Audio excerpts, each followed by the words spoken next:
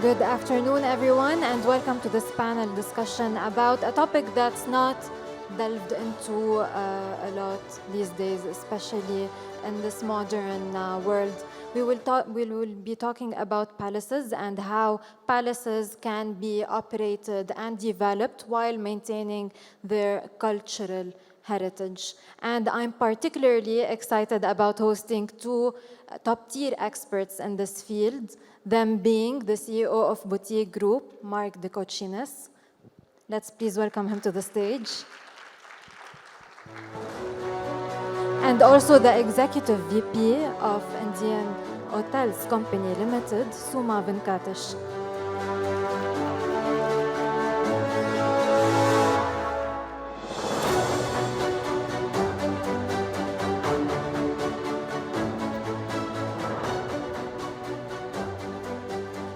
Mark and Suma, I'm very pleased to be hosting you and to be hosting this chat. First of all, we would like to know more about both of the companies that you're heading, given that they're a bit recent in the market and they're offering something that's not being offered a lot in this ever-evolving hospitality market. Please let us know, Mark, a little bit more about Boutique Group. Very good. Thank you so much. It's a pleasure to be here and to share about Boutique.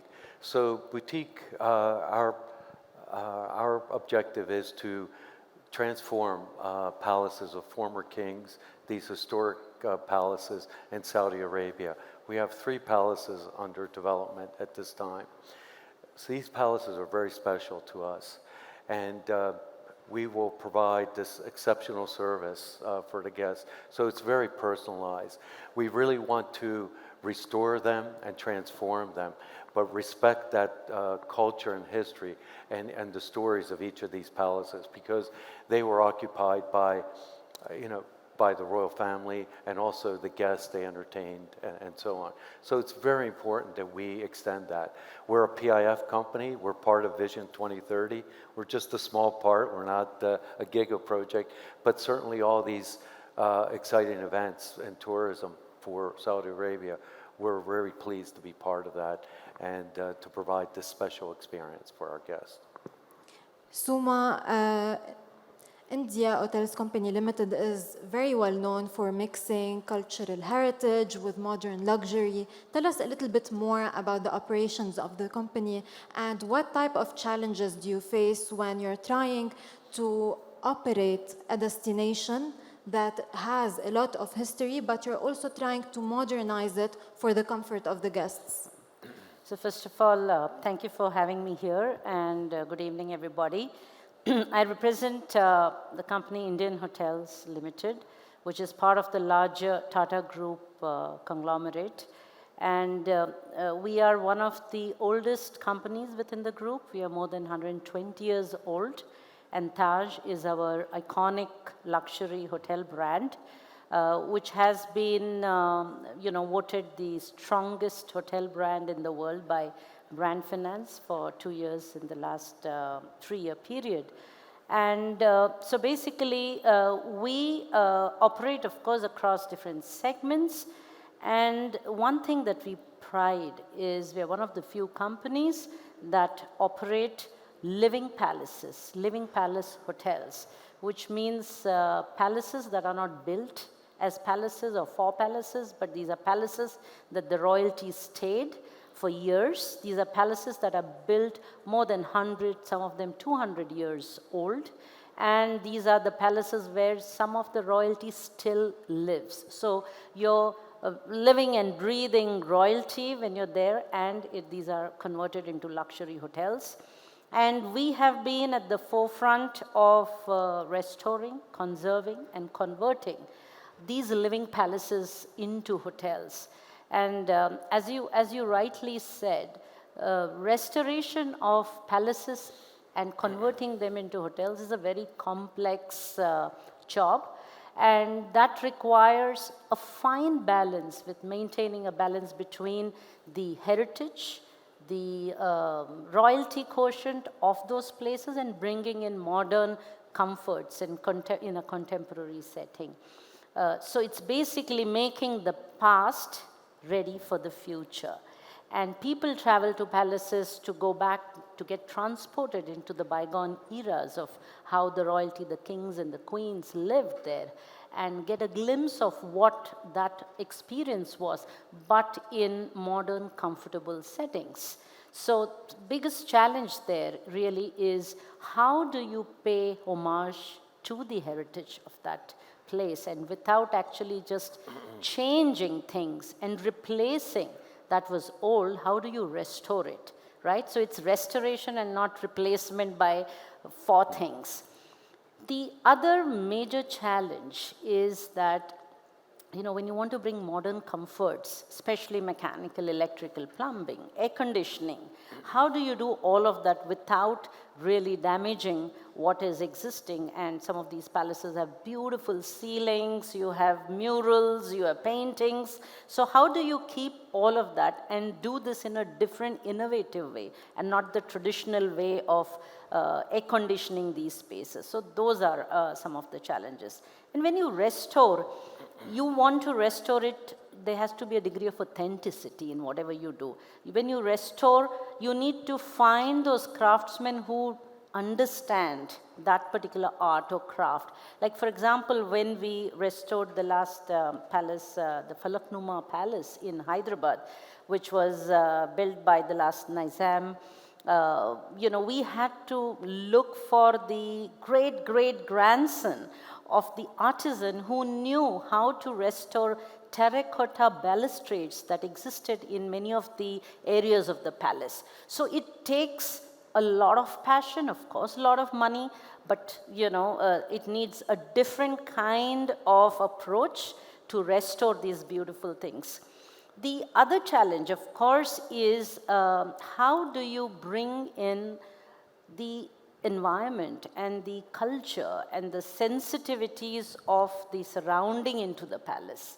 Because eventually palace hotels are not any luxury hotels. People come there for certain very unique experiences. How do you blend what is happening around the palace, so what it really stands for, the culture of that location, into the palace? So these are some of the challenges, and it takes a lot of courage, a lot of money, and great patience to restore them to their finest best, yes. Thank you, Suma. I think you mentioned a key term here, the location of the destination. And I'm going to ask this question to Mark. I think Mark can tell us a little bit more about the importance of the history and the location of a destination and the conceptualization of your projects. So how do you kind of highlight these elements also to the guests, and how important are they?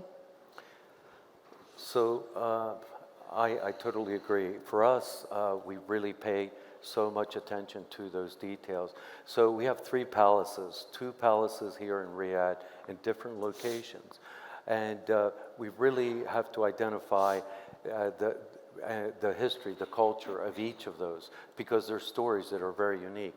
And we have one in Jeddah as well. So it's really about that location. It's about the guest that we will serve in that location.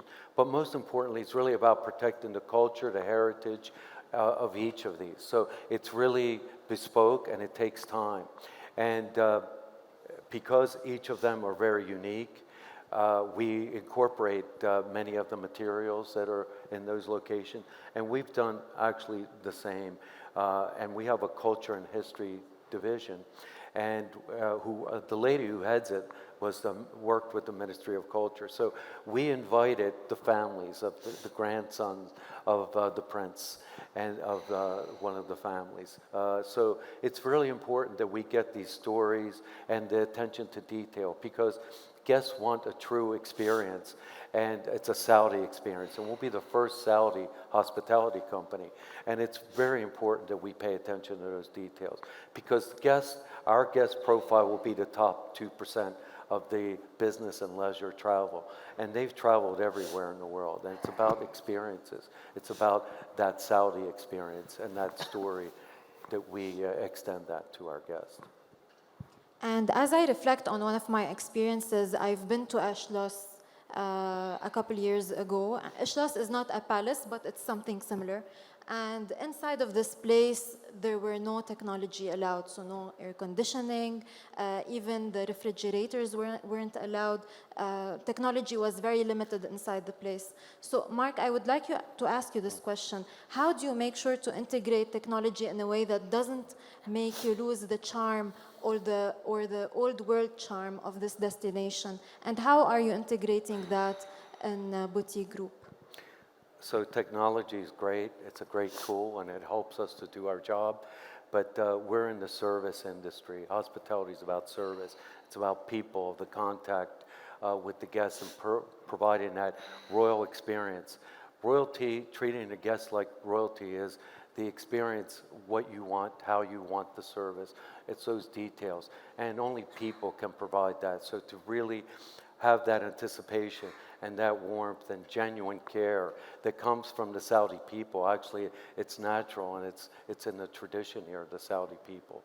So we really want to benchmark Saudi hospitality as the new benchmark for global tourism, because the Saudi people are so genuine and sincere. But technology, machines will never take the place of a person. And that's really the key. That's service, and that's hospitality. And the following question is for Suma. How important is staff training in order to deliver a perfect cultural experience? And how do you make sure that the staff is trained enough to be well-versed in traditions and cultural norms? So, see, Palace Hotels is all about experience, not just mere grandeur, but it's grandeur plus unique experiences. So staff training, the importance of staff training cannot be emphasized anymore in any other hotel than in Palace Hotels. So people come to really experience the bygone era, right? You know what this palace looked like. So there are stories about it. So the first and the foremost is to train the staff in knowing what that whole edifice or the heritage precinct is all about, and the backstory about it. So for us, training our people both in theory and actual experiences is very important, so that they know what that palace stood for, what was the story 100 years ago, why was it built, what was built, and there is story associated with every area of that palace. Like for example, we have a 101 dining hall in Falaknuma, where the acoustics is so beautiful that you can have 101 people, and at the head of the table, when the host speaks, everybody in the table can hear without having any mics, right? So this is a powerful thing, and this was built many years ago when probably technology was not so advanced. So, or so do we think, but probably it was a lot more advanced, or as advanced as it is today. So our people need to know that. The other thing is, palaces is all about storytelling, and stories that are authentic. So it's not about just spinning yarn and telling make-believe stories, but authentic stories. So for that, we train our people, we get historians, we get people that know that place, people that can go back in history and fill you in with some details about that palace, so that your people actually know what the authentic and the correct facts, so that they can narrate a story to the guests and make their stay much more memorable. The other thing about staff is actually the ambassador of the culture of that place. They are not just staff serving them and providing them with comforts that you do in a traditional hotel. They are the ambassadors of the heritage of that place, of the culture of that place, and hence sensitivity to the culture of the place, to the traditions of that place, to the people of that place. Because a lot of these palaces have people that have worked with the royalty for generations. So you had their great-grandfathers were probably the cooks there. And, their grandson and the great-grandson is continuing the tradition. And so you're dealing with people that are steeped in the culture of that place. So your staff has to know, be sensitive to those cultures, so that they can treat both the guests and their associates alike, and can also sensitize your guests to the culture and tradition, because at the end of the day, the guests are coming there to seep themselves in the history, in the culture of that place, and they need to be able to do that. And subsequently, this coupled with, when you're talking of technology and understanding guest preferences and likes and dislikes, can eventually curate. They have to be more perceptive and curate experiences which fit with the profile of the guest, their likings and their preferences. So extreme personalization will come in only when your staff understands both your property, the culture of the place, what are the wonderful things that you need to expose your guests to, and what the guests really want to know. So there's somebody who probably is interested in art and craft, somebody else in maybe cooking classes, learning some food menus that were like maybe in the palaces done by some of the chefs of the bygone era. So we need to curate, and to be able to do that, I think training is hugely important, and we have a very specialized learning and development cell which partners both internally and externally with experts, so that there are curated training programs for people that work in palace hotels to make them unique. Thank you, Suma. And this question, the last question, actually is addressed to both of you. Luxury is relative, and each person or each entity defines it in a way. How do each of you identify a luxury heritage, and how do you deliver it? Let's start with Mark. Luxury is really time, and that's the most important. And as I said, our guests are well-traveled. They travel for experiences.